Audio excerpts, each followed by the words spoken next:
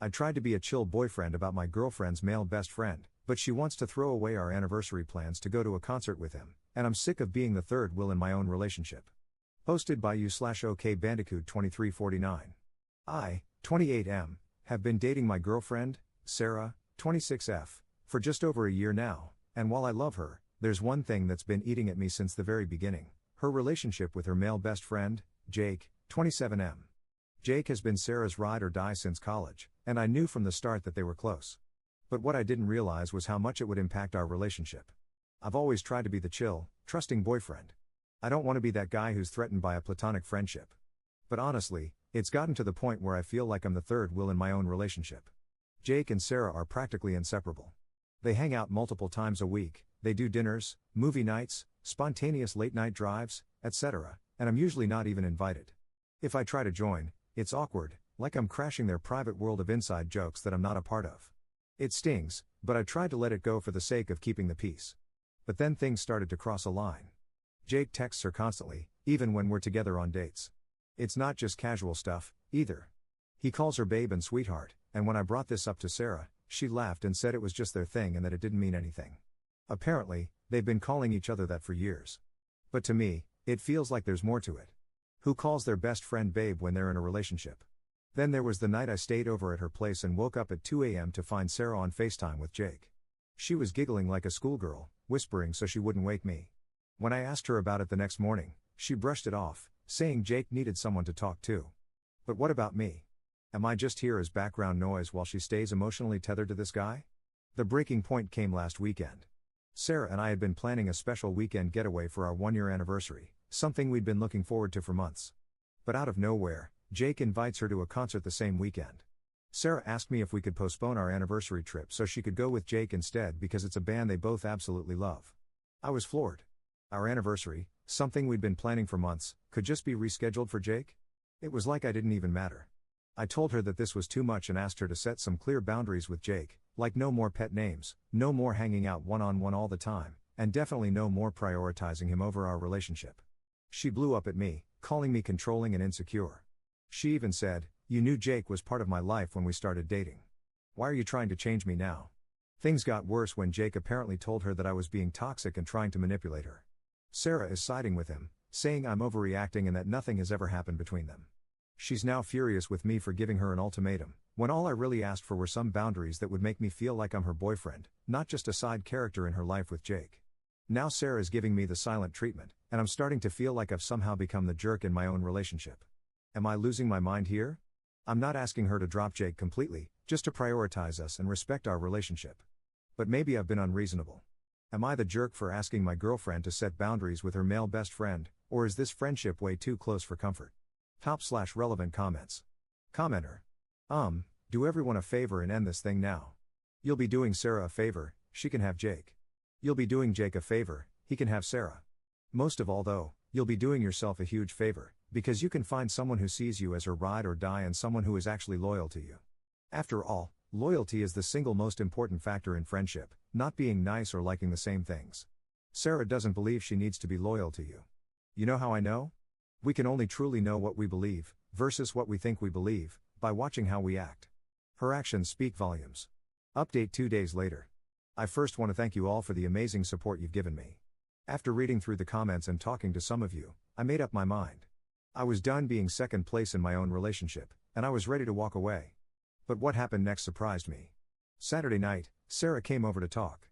I was prepared to have the breakup conversation, but before I could get a word in, she told me something unexpected. She had canceled the concert plans with Jake. She said that after our last conversation, she realized how serious I was, and it made her think about everything. She told me she had been selfish, that she had taken our relationship for granted. She said she'd told Jake she couldn't go to the concert and instead wanted to spend the weekend with me. No distractions, no third wheels, just us. I was honestly shocked. Part of me didn't believe it. For months, I had been asking her to set boundaries with Jake, and suddenly, she was doing it? It felt surreal, like a last-minute effort to save something that was already broken. But she seemed sincere. She apologized, not just for the concert situation, but for all the time she had ignored my feelings, dismissed my concerns, and prioritized Jake over us. She admitted she had been blind to how much it hurt me and said she didn't want to lose me. It was emotional. She was crying, and I could see how much it scared her that I was about to walk away. For the first time in a long time, it felt like she was choosing me. But here's the thing, as much as I appreciated her apology, it didn't magically fix everything. I told her that while canceling the concert was a good step, it didn't erase all the hurt. I still felt like I had been competing with Jake for too long, and trust, once broken, is hard to rebuild. We ended up spending the weekend together as planned. We didn't go on the big anniversary trip, but we stayed in, cooked together, and had long conversations about everything: our relationship, Jake, the future. It was a roller coaster of emotions. There were moments where I felt like maybe we could make this work, but also moments where the damage felt too deep to repair. By today, I was emotionally drained. Sarah seemed to think things were heading in the right direction, but I still wasn't sure. I needed space to think. So, I told her we should take a break, give each other some time to reflect and see if this relationship was something we both wanted to fight for. She didn't take it well. She cried again, begged me not to go, said she'd prove to me that she was serious about changing. But I needed to be alone, to clear my head without all the emotional ups and downs. So I left. I haven't spoken to her since. We agreed to give it a couple of weeks before we decide anything, but to be honest, I'm still leaning toward ending things for good. Could she really have set boundaries with Jake after everything? I find it hard to believe. After months of me begging, I feel like I've already checked out of the relationship, and while her efforts are appreciated, I can't shake the feeling that it's too little too late. I'll always care about Sarah, but this whole situation has made me realize how important it is to be with someone who values and respects you from the beginning. Someone who doesn't make you feel like you have to compete for their attention. Should I give her another chance, or should I go through with the breakup? Top/relevant comments. Commenter. Sounds like she found your Reddit to me. Second update 8 months later. Hey Reddit. It's been about 8 months since my last update. Honestly, I didn't plan on ever coming back to this. After everything happened, I kind of just wanted to forget about it. Plus, Sarah eventually found the post, so I stayed quiet. But at this point, I don't care who I piss off. I think I owe you guys the end of the story, plus a lot of you have been asking for an update, so here it is. So, after my last post, we decided to go on a break. We had no contact for 2 weeks, and those 2 weeks messed with my head more than I expected. I didn't know what she was doing, who she was talking to, or where things stood. Eventually, I reached out and told her I wanted to break up. I thought I was ready. She broke down, cried, and begged. Told me she'd cut Jake off for good. Said she'd block him, delete him, whatever it took. She told me she couldn't imagine her life without me and just wanted one more chance. And like an idiot, I gave it to her. Because I still loved her. This was the second person in my life I could say I truly loved. I didn't want to start over with someone new when I'd known her for so long. She wasn't just my partner, she was my best friend. I didn't want to lose what we had. At first, things were okay. She was more present, we spent more time together, and she tried harder. But I wasn't the same. I had this weird feeling in my gut that I couldn't trust her, even if I pretended to. I just couldn't forget everything that happened. And I won't sit here and act like I was perfect either. When she was trying her hardest, I wasn't putting in the same effort. That hurt her. This went on for about 3 months. It started getting better, little by little. I thought we were making progress. I still wasn't all the way in, but I could finally say I saw a future with her. But the thing that really bothered me? Jake. She did stay true to her word and unfollowed him when we first got back together. This was almost 4 months ago. But one day while I was at work, I was scrolling on IG and saw that they had followed each other again. I asked her about it, and she said it didn't mean anything, that they weren't talking. I let it go. Maybe I didn't want to know the truth. Fast forward a few weeks. We were at my place, and she had fallen asleep first. That's when I saw an Instagram notification.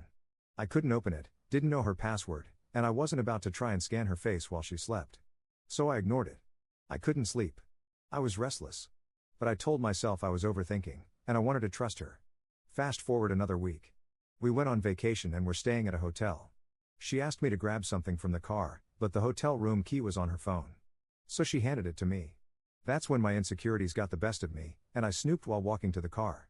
That's when I saw it, DMs from Jake. And honestly, I felt nauseous. Not just old ones. Recent. Some unanswered, but some she did reply to. Messages about how she couldn't stand being apart from him. How it killed her to block him. How she missed talking to him.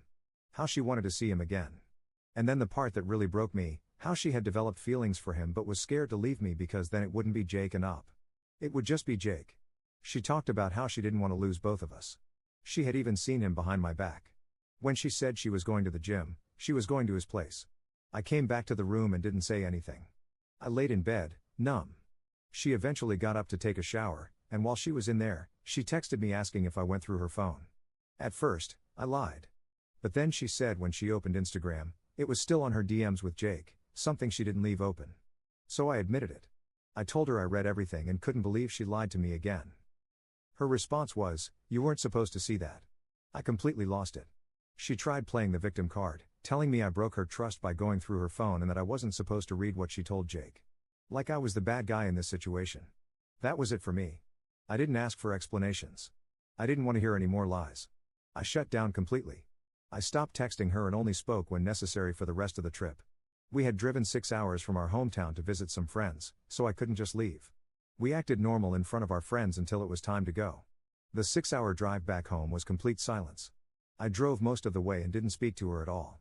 When I dropped her off at her place, she tried to talk to me, even tried to kiss me goodbye. I pushed her away and asked her to get out of the car. Later that night, I texted her that I was done. I didn't want to talk anymore. She tried to explain, but at that point, there was nothing left to say. I gave her so many chances and she still chose to lie. Again, I don't know if anything sexual happened between them, and at this point, I don't care anymore. What I do know is I spent too long being second in a relationship where I should have been enough.